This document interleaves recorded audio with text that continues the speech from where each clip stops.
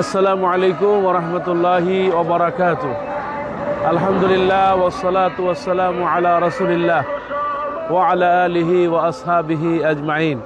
সম্মানিত দর্শক শ্রোতা, কাছে কিংবা দূরে যে যেখান থেকে দেখছেন, আজকে আমি এই মুহূর্তে দাঁড়িয়ে আছি পাটগ্রাম যাওয়ার পথে ঐতিহ্যবাহী লালমনিরহাটের একটি বিস্তীর্ণ এলাকা, যেই জায়গায় সবচেয়ে বেশি হয় আলু এবং আদা, এবং যেই জায়গাটিতে ভরে আছে অসংখ্য ফলে।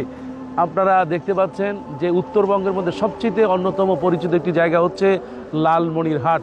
আল্লাহ সুবহানাহু ওয়া তাআলা এই জায়গায় অনেক নিয়ামত দিয়েছেন, যেই জায়গাতে বিভিন্ন ধরনের ফসল আল্লাহ রাব্বুল আলামিন দিয়েছেন, যা গোটা বাংলাদেশে আপনার ছড়িয়ে পড়ে।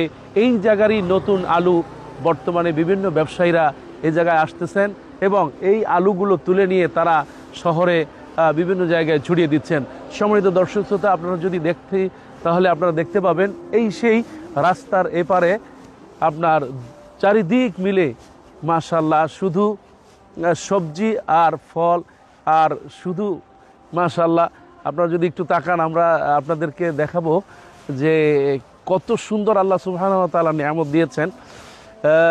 চারিদিকে শুধুমাত্র সবজি আর সবজি, একটা সবজি শেষ হচ্ছে আবার আর এক সবজি লাগাচ্ছেন। আপনারা যদি একটু দেখেন তাহলে আপনাদেরকে দেখবো যে এই যে ট্রাকে কিন্তু অলরেডি আলু উঠতেছে।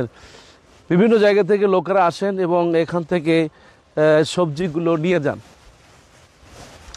সম্মানিত দর্শক শ্রোতা, আপনাদেরকে আমি এই মুহূর্তে নিয়ে যাচ্ছি একটি আলুর বাগানে, আলু ক্ষেত।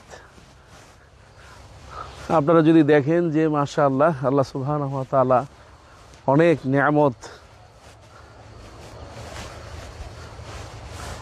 নিয়ামতে ভরপুর মাশাআল্লাহ।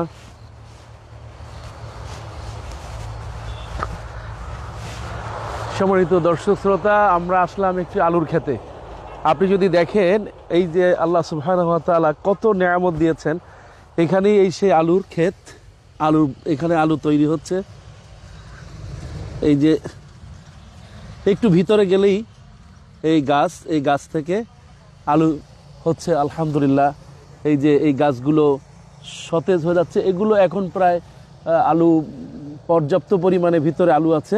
প্রত্যেকটা সারিতে সারিতে সেই নতুন আলু, যা এখন সকলের কাছে চাহিদা। আপনারা দেখতে পাচ্ছেন চারিদিকে শুধু আলু, মনে হচ্ছে যে টনকে টন আলু এখান থেকে হচ্ছে। ওই যে আপনারা যদি দেখবেন যে মাশাআল্লাহ ওই যে সেই আলুর অলরেডি বিক্রি হচ্ছে, বস্তা হচ্ছে। আপনারা দেখুন যে আল্লাহ সুবহানাহু ওয়া তাআলা কত নিয়ামত দিয়ে ভরপুর করে দিয়েছেন। এই সেই ক্ষেত, আলু ক্ষেত আপনারা দেখছেন, আল্লাহর সেই নিয়ামত। আমরা সাহায্য চাই আল্লাহর কাছে যে আল্লাহ যেন এই এলাকায় আরও ভরপুর করে দেন, আল্লাহ যেন আলু দিয়ে এবং সবজি দিয়ে, কেননা আল্লাহ পাক অনেক নিয়ামত দিয়েছেন। লাইন শাকারতুম লাআযিদান্নাকুম ওয়া লাইন কাফারতুম ইন্না আযাবি লাশাদীদ।